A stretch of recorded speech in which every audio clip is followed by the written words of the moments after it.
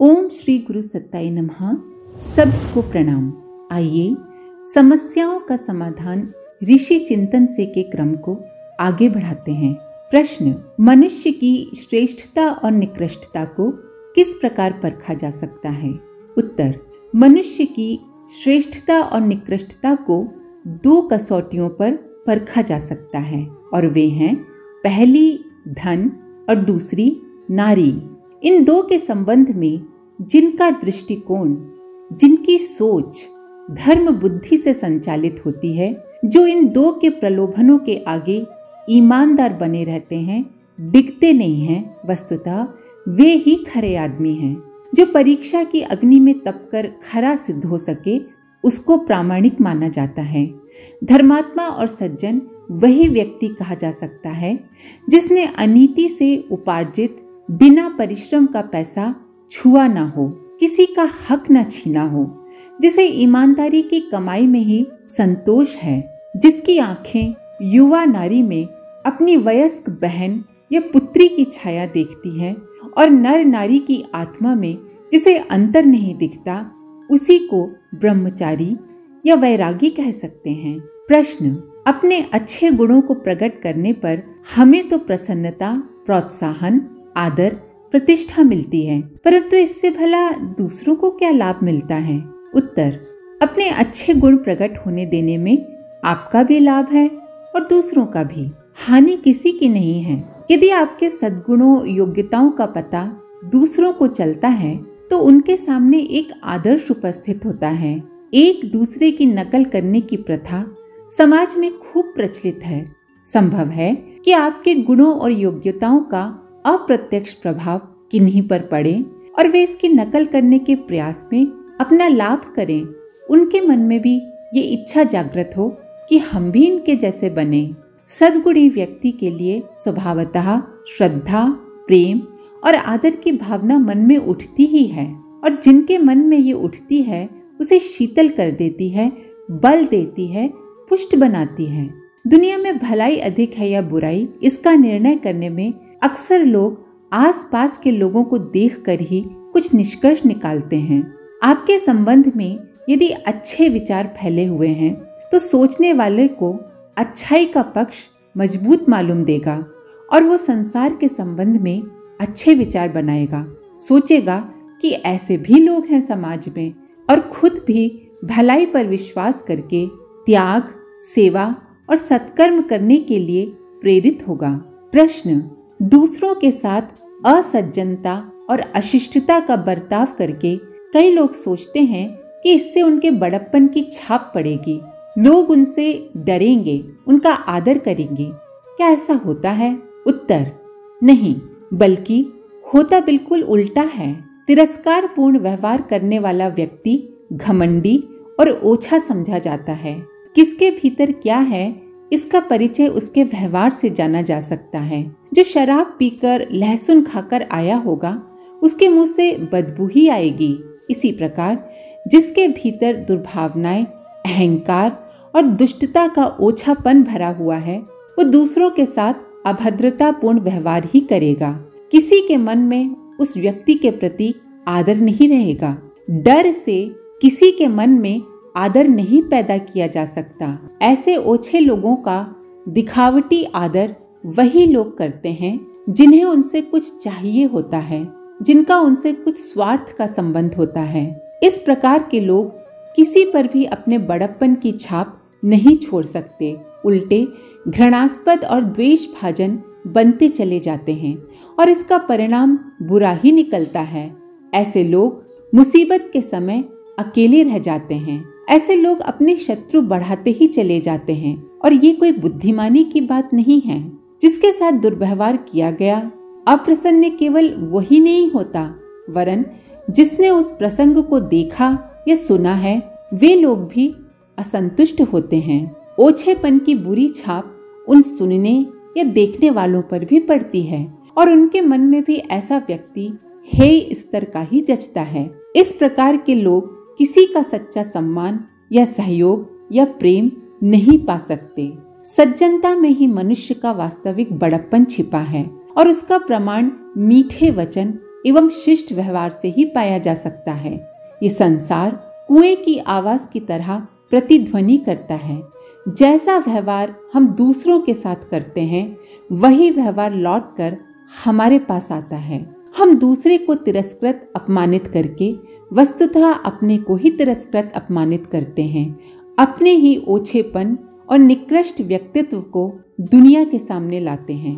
प्रश्न, सच्ची दौलत और स्थायी संपदा प्राप्त करने का क्या मार्ग है? उत्तर, सच्ची दौलत का मार्ग आत्मा को दिव्य गुणों से संपन्न करना है। सच मानिए, हृदय की सद्वृत्तियों को छोड़कर बाहर कहीं भी सुख शांति नहीं है। भ्रमवश भले ही हम बाहरी परिस्थितियों में सुख ढूंढते फिरें, पर स्थायी सुख वहां नहीं मिलता।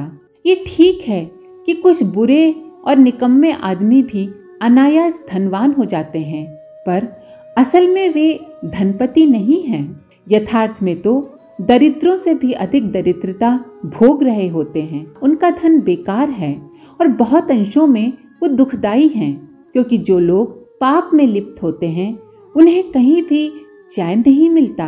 उनका मन अशांत ही रहता है, भले ही दुनिया भर की भोग विलास की वस्तुएं उनके पास क्यों न हो। दुर्गुणी धनवान कुछ नहीं, केवल एक भिक्षुक है।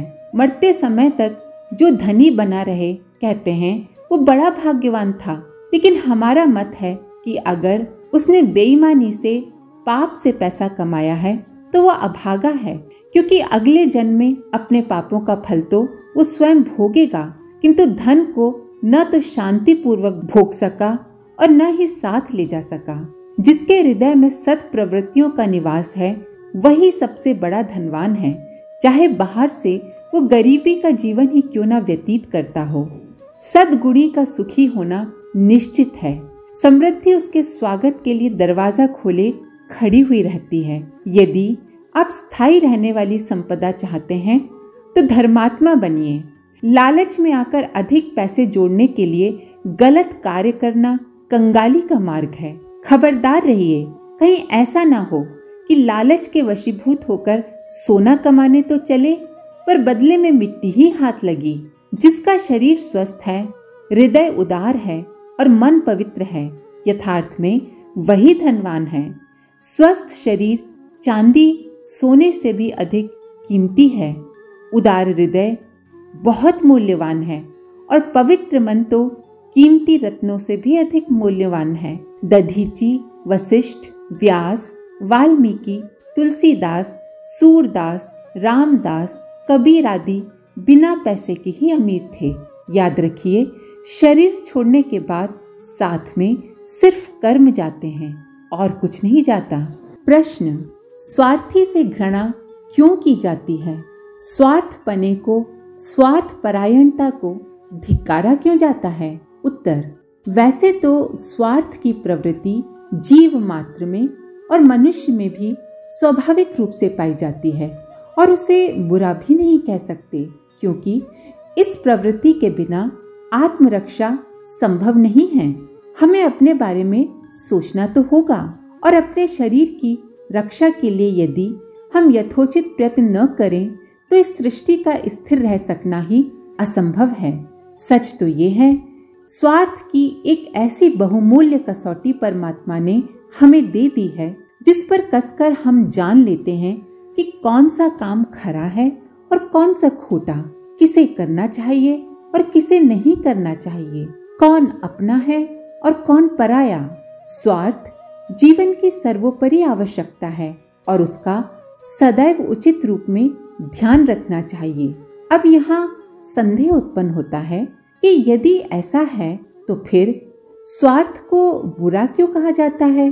तो इसे समझने के लिए स्वार्थ के दो भेद किए जा सकते हैं, एक अनर्थ वाला स्वार्थ और दूसरा परमार्थ वाला स्वार्थ। परमार्थ का मतलब कल की बात सोचकर आज का काम करना है और अनर्थ का मतलब कल की भलाई बुराई का विचार छोड़ के आज के लिए आज का काम करना है, अपने लिए करना है जो हमारे लिए अच्छा है। वास्तव में पूरा पक्का स्वार्थी वह व्यक्ति है जो हर संबंध में, हर क्रिया में नफा और नुकसान देखता है। अपने लिए सोचना जरूरी है, पर जब मनुष्य सिर्फ अपने लिए ही सोचता है और दूसरों से उसे कोई मतलब नहीं रहता, बस मैं और मेरा, तो ये ठीक नहीं है। जब मनुष्य अपने फायदे के लिए, अपनी खुशी के लिए दूसरों को तकलीफ दे देता है, दुख दे देता है, दूसरे का हक छीन लेता है, तो ये गलत है। जब मनुष्य किसी के साथ भी रिश्ता इसीलिए बनाता है कि उससे उसका फायदा हो, हर रिश्ते में जब वो फायदा या नुकसान देखता है तो ये गलत है। प्रश्न, क्या क्रोध का पूर्ण रूपेण त्याग उचित है? उत्तर, मनोविकार के रूप में क्रोध निश्चित ही अमंगलकारी है, किंतु गलत को देखकर, अनौचित्य को देखकर उत्पन्न होने वाले विवेक नियंत्रित क्रोध की बात भिन्न है। ऐसा क्रोध जो अधर्म, अन्याय को देखकर उत्पन्न होता है और जिसे विवेक द्वारा नियंत्रित किया जा सकता है, भारतीय मनीषियों ने उसे मन्यु की संज्ञा दी है तथा दिव्यता का अंश बताया है। सामाजिक जीवन में क्रोध की जरूरत पड़ती है। दुष्टता जिन लोगों के गहराई तक बैठ गई है, उनमें दया विवेक उत्पन्न करने में बहुत समय लगता है और तब तक वे बहुत से लोगों का अनर्थ कर चुके होते हैं। एक व्यक्ति के इस हृदय परिवर्तन की चिर प्रतीक्षा में अनेकों के हृदय को पीड़ा पहुंचाने का क्रम नहीं सहा जा सकता। अतः इस प्रकार के लोगों पर क्रोध करना आवश्यक हो जाता है और इस प्रकार का लोक कल्याणकारी क्रोध अर्थात मन्यु की बात भिन्न है। उस क्रोध का जन्म उद्वेग या उत्तेजना से नहीं होता, बल्कि विवेक से, विचार से होता है, धर्म के लिए होता है, न्याय के लिए होता है। नीतिकारों ने जिस क्रोध को आवश्यक बताया है, उसके संबंध में ये भी लिखा है कि वो विवेक पूर्ण होना चाहिए। यदि क्रोध को पूरा त्याग दिया जाए तो अनीति अन्याय का विरोध, दुष्ट तत्वों का दमन और असुरता का प्रतिकार किस प्रकार संभव होगा? मनीषियों ने अनीति, अन्याय, दुष्टता और असुरता का प्रतिरोध करने के लिए सात्विक क्रोध का उपदेश दिया है। आज के लिए इतना ही। अपने विचार कमेंट बॉक्स में जरूर लिखें। आप सभी का धन्यवाद। ओम शांति। हमारे YouTube चैनल को सब्सक्राइब करें और बेल आइकन को दबाकर ऑल पर क्लिक करें ताकि आने वाले सभी वीडियोस की नोटिफिकेशन आपको मिलती रहे।